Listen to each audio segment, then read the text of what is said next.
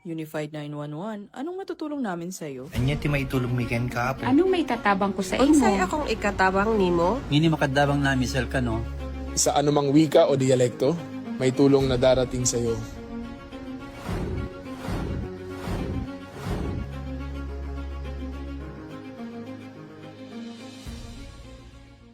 Lilingkod sa bawat Pilipino at magbibigay ng tamang impormasyon para sa tahimik at maayos na Pilipinas. Police News Network, alagad ng batas, tagapagtaguyod ng balitang pulis, sandigan ng mamamayan, patnubay ng katotohanan.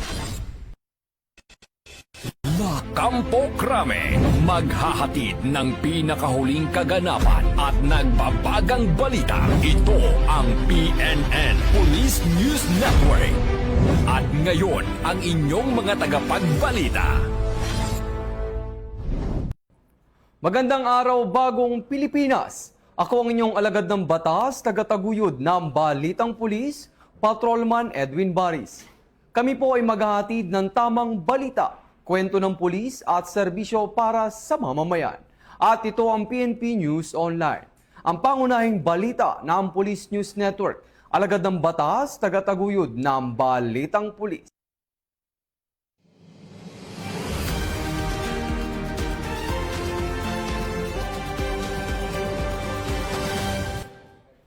Ngayon ay araw ng Sabado at narito ang mga balitang nakalap ng ating mga PNN correspondents sa loob ng linggong ito.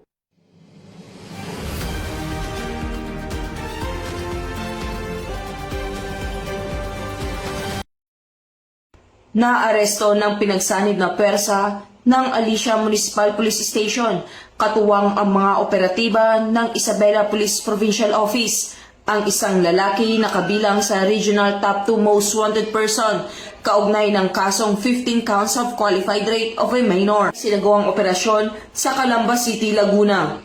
Kinilala ang suspect na si alias Michael, 36 anyos, construction worker, at residente ng City of Ilagan, Isabela.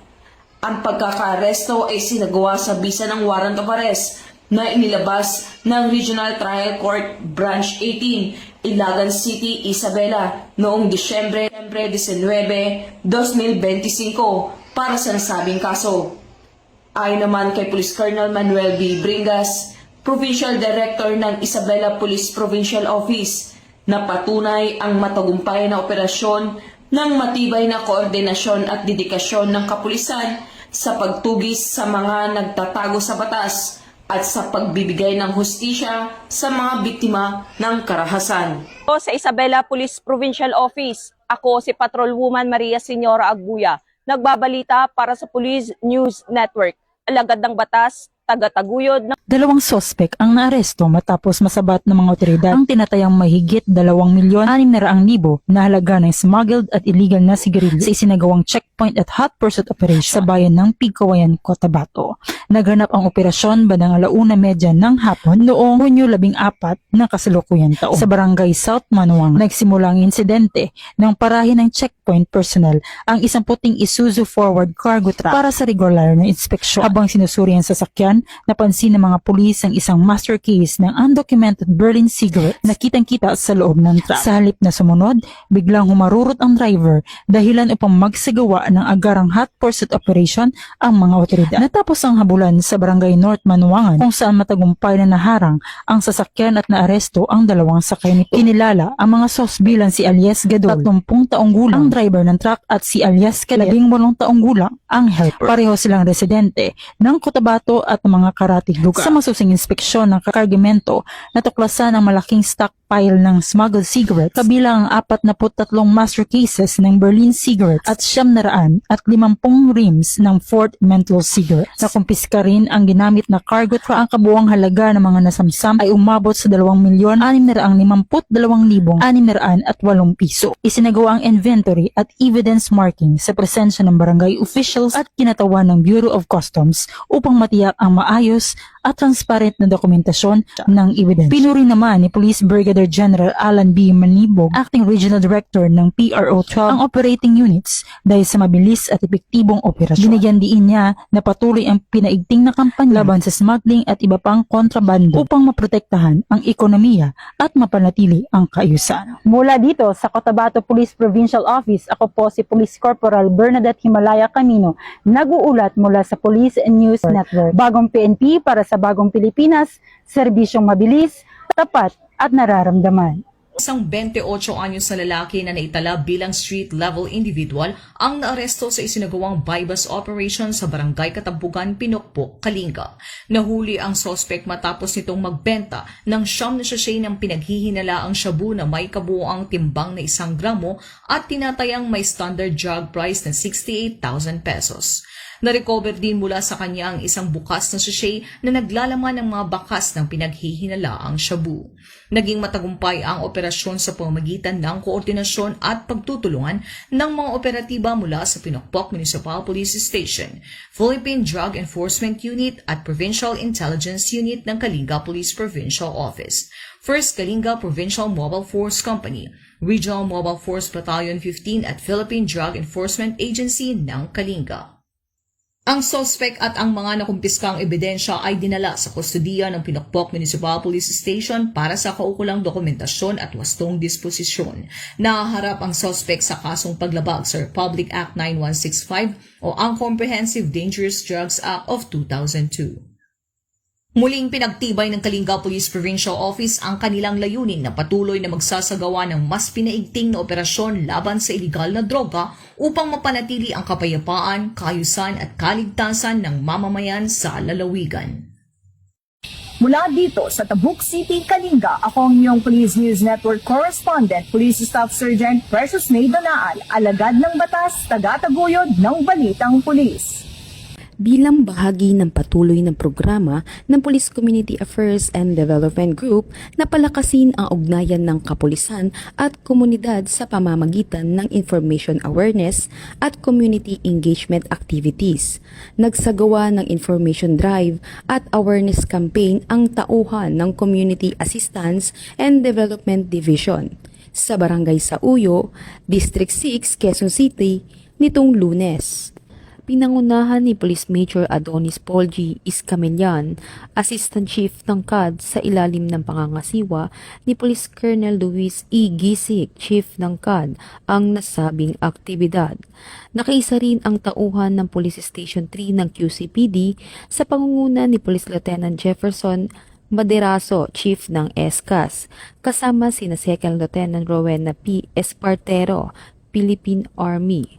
Layunin ng programa na palawakin ang kaalaman ng mga residente hinggil sa mahalagang usaping pangkaligtasan, kapayapaan at kaayusan sa komunidad. Sa isinagawang kampanya na mahagi ang mga otoridad ng kabuoang 60 food packs para sa mga residente bilang bahagi ng kanilang community outreach initiative. Bukod dito, may 200 information, education, and communication materials na ipinamahagi na naglalaman ng iba't ibang impormasyon at paalala kaugnay ng public advisories, disaster readiness guidelines, anti-violence against women and their children, kampanya laban sa iligal na droga, anti-terorismo, Safe Spaces Act o Bawal Bastos Law, cybersecurity at online safety practices, Republic Act 10591, Anti-Illegal Gambling, Republic Act 10066, PNP Museum at Police Service Balita. Ayon sa mga organizer, mahalaga ang patuloy na pagsasagawa ng ganitong mga programa upang mapalakas ang kamalayan ng mamamayan at mahikayat ang kanilang aktibong pakikilahok sa pagpapanatili ng kapayapaan, seguridad at kaayusan sa kanilang komunidad. Magandang umaga po sa ating lahat. Ang PNP sa pamumuno ni Police General Jose Melencio Sinartates Jr.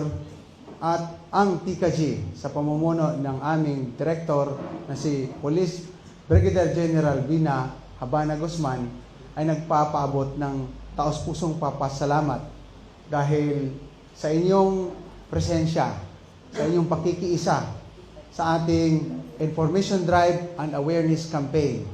Dahil kung wala kayo, ang ating activity ay hindi magiging matagumpay. At lalong-lalo na rin po sa aking mga kasama, sa PNP, sa AFP, at sa ating resource speakers. At dito atin nakikita rin na tayo ay may malaking bahagi, lalong-lalo na sa kamalayan at kaalaman sa realidad ngayon sa West Philippine Sea. So, dito na po nagtatapos ang ating program at maraming salamat sa ating mga. Patuloy namang hinihikayat ng PNP ang publiko na makiisa sa mga programa ng kapulisan at maging mapagmatsyag upang mapanatili ang isang ligtas at maayos na pamayanan. Mula dito sa Barangay Sauyok, Quezon City, ako po ang inyong PNN correspondent, Police Corporal Rose Ann Moldes, alagad ng batas, tagataguyod ng Balitang Pulis.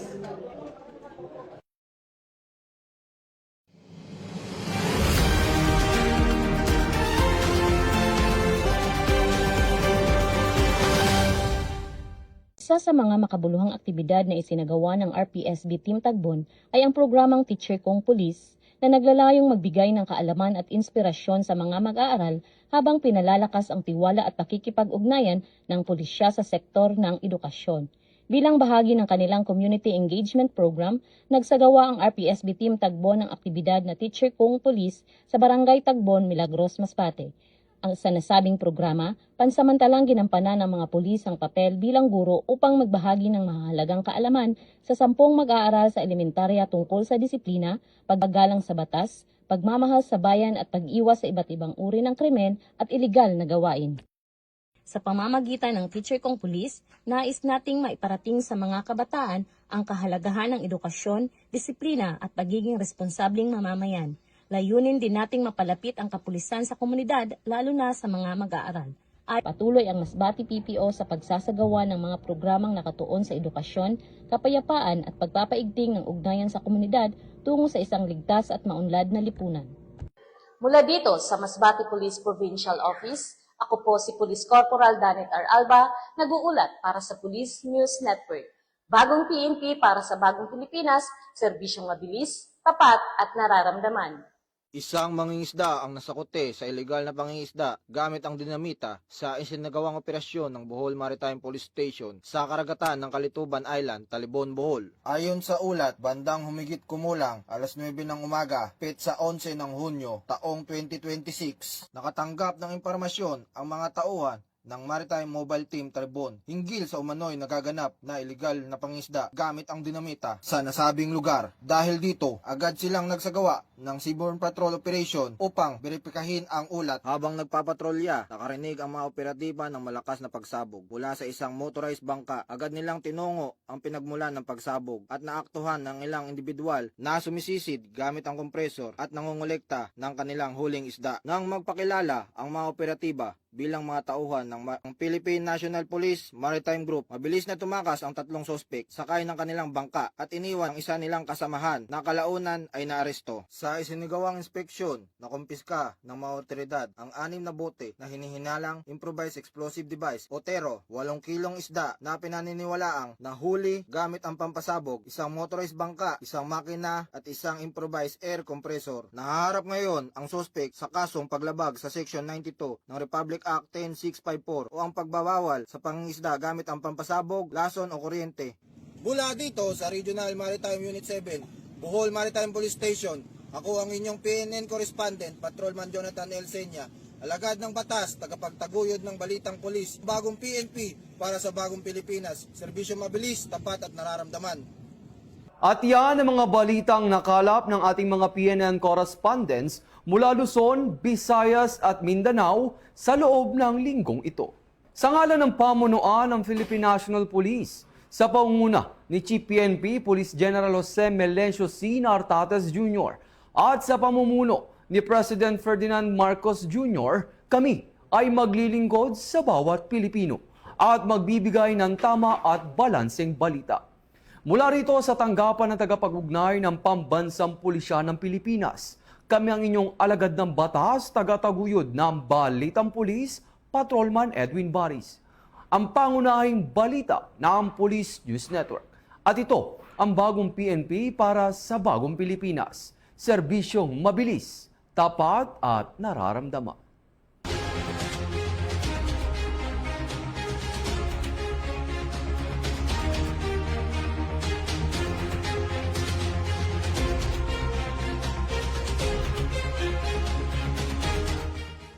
Police News Network, alagad ng batas, tagapagtaguyod ng balitang pulis.